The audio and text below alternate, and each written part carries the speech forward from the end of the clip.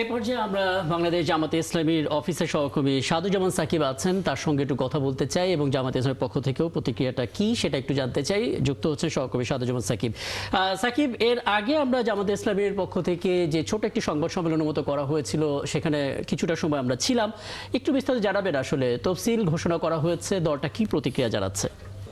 রাকিব, তাৎক্ষণিক প্রতিক্রিয়ায় জামায়াতের সহকারী সেক্রেটারি এবং প্রচার বিভাগের প্রধান এহসানুল মাহবুব জুবাইর তারা জামায়াতের পক্ষ থেকে স্বাগত জানিয়েছেন এই তফসিল ঘোষণাকে। তবে তিনি বলছেন, নির্বাচন নিয়ে যে নানা জল্পনা কল্পনা অনিশ্চয়তা ছিল, এই তফসিল ঘোষণার মাধ্যমে সেটি কেটে যাবে এবং নির্বাচন সুষ্ঠু হবে কিনা, লেভেল প্লেইং ফিল্ড থাকবে কিনা, নানা ধরনের কথা কিন্তু রাজনীতির মাঠে ছিল। রাজনৈতিক নেতৃবৃন্দ বিভিন্ন সভা সমাবেশে বক্তৃতায় সেসব বলছিলেন। এই বিষয়গুলো যেন নির্বাচন কমিশন নিশ্চিত করে, সেই দাবি তাদের রয়েছে। তারা কয়েকদিন আগে নির্বাচন কমিশনে বৈঠক করেছিলেন, সেখানে জানিয়েছেন, তাদেরকে আশ্বস্ত করা হয়েছে। তারা মনে করছেন যে নির্বাচন কমিশন তাদের যে প্রতিশ্রুতি সেটি রক্ষা করবেন। পাশাপাশি আগামী যে ত্রয়োদশ জাতীয় সংসদ নির্বাচন 12ই ফেব্রুয়ারি অনুষ্ঠিত হবে।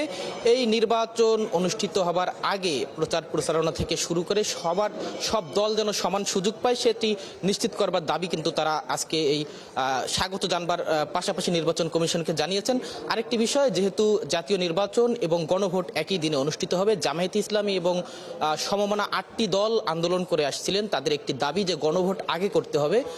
আজকে তফসিল ঘোষণার সাথে সাথে কিন্তু তাদের সেই দাবিকে উপেক্ষিত করা হয়েছে। তবে তারা বলছেন যে গণভোটের দাবি তাদের পূরণ না হলেও যেহেতু একই দিনে জাতীয় নির্বাচন এবং গণভোট অনুষ্ঠিত হবে, তারা গণভোটে হ্যাঁয়ের পক্ষে তারা প্রচারণা চালাবেন, সেটি কিন্তু তারা বলেছেন। পাশাপাশি নির্বাচনকে সামনে রেখে 8 দলের প্রার্থী চূড়ান্ত করার বিষয়টি তারা বলেছেন। আগামী সপ্তাহের মধ্যেই জামায়াতে ইসলামী এবং তাদের যে আন্দোলনরত সমমনা 8 দল, তারা তাদের প্রার্থী চূড়ান্ত করবেন। এবং এটি বলছেন যে বিগত 3টি জাতীয় নির্বাচনে নানা ধরনের প্রতিশ্রুতি নির্বাচনের আগে দেয়া হলেও একটিও পালন করেনি, সেই অভিযোগ তারা করছিলেন। এবারের নির্বাচনে যেন তেমনটি করা না হয়, সেই আহ্বান তারা আসলে নির্বাচন কমিশনের প্রতি জানিয়েছেন।